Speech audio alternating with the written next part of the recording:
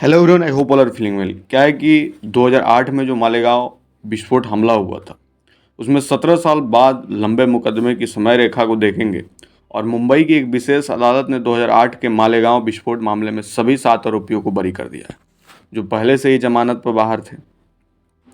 महाराष्ट्र के मालेगांव में एक शक्तिशाली विस्फोट के 17 साल बाद 2008 के मालेगांव बम विस्फोटक मामले का सजा पटाक्षेप हो गया है। इस विस्फोट में 6 लोग मारे गए थे और 100 से ज़्यादा लोग घायल हुए थे। पूर्व भाजपा सांसद सांध्वी प्रज्ञा और लेफ्टिनेंट कर्नल प्रसाद पुरोहित समेत सभी 7 आरोपियों को इस मामले में निर्दोष करार दिया गया।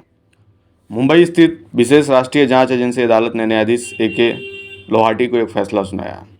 29 सितंबर 2008 की रात मालेगांव में भिक्खू चौक के पास एक मोटरसाइकिल में लगा एक कम तीव्रता वाला बम फट गया, जिससे सांप्रदायिक रूप से संवेदनशील इस कस्बे में दहशत और अफरा तफरी मच गई। यह विस्फोट रमजान के महीने में और नवरात्रि के ठीक पहले हुआ था।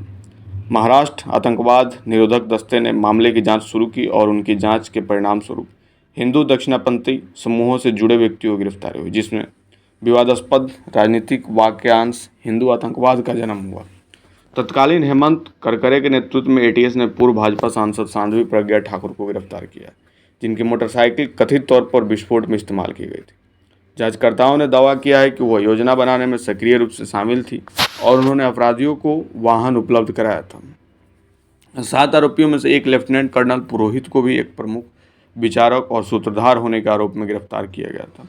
ATS ने आरोप लगाया कि पुरोहित ने अभिनव भारत समूह के साथ अपने जुड़ाव के जरिए बैठकें आयोजित की, लोगों की भर्ती की और विस्फोटक में इस्तेमाल RDX हासिल किया।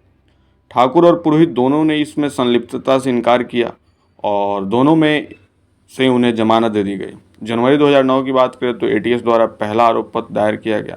अप्रैल 2011 में मामला राष्ट्रीय जांच एजेंसी के स्थानांतरित कर दिया गया, जिससे अपराध को पुनः पंजीकृत किया और आगे की जांच की। मामले को अपने हाथ में लेने के बाद से NIA ने कई आरोप पत्र एक पूरक आरोप पत्र दायर किया।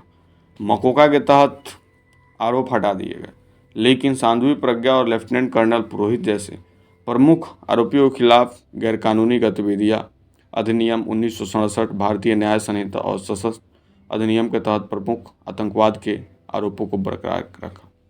NIA ने अभियोजन योग्य साक्ष्यों के अभाव का हवाला देते हुए ATS द्वारा पहले नामित किए गए कई व्यक्तियों को बरी कर दिया। NIA को ATS की जांच में गंभीर खामियां मिली और आरोप लगाया कि अभियुक्तों को इनकलाबिया बयान लेने में उन्हें प्रताड़ित किया गया था। 7 आरोपियों के खिलाफ औपचारिक रूप से आरोप तय किए गए और मुकदमे की जांच शुरू हुई।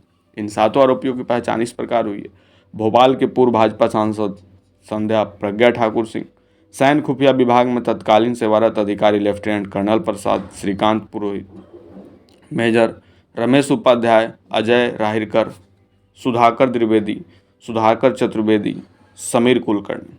मुकदमे के दौरान अदालत ने अभियोजन पक्ष के 323 गवाहों और बचाव पक्ष के 8 गवाहों से पूछताछ की। कार्यवाही के दौरान लगभग 40 गवाह अपने बयानों से मुकर गए। मुकदमे के दौरान 10,800 से ज़्यादा साक्ष्यों सहित भारी मात्रा में साक्ष्य प्रस्तुत किए गए। जांच के दौरान 400 से ज़्यादा वस्तुएं भी जब्त की गई। 16 वर्षों से अधिक समय के बाद अभियोजन पक्ष और बचाव पक्ष की ओर से अंतिम बहस अप्रैल 2025 में समाप्त हुई। अभियोजन पक्ष ने कानूनी उद्धरणों और दस्तावेजी साक्ष्यों के साथ 1300 से अधिक पृष्ठों में विस्तृत लिखित दलीलें प्रस्तुत की। मुंबई की एक विशेष अदालत ने मामले में पहले से ही जमानत पर बाहर सभी 7 आरोपियों को बरी कर दिया गया था। इसके बाद फिर से सुनवाई हुई है। तो ये थी छोटी सी इन्फॉर्मेशन मालेगांव ब्लास्ट केस के बारे में। आई होप आपको समझ में आया होगा।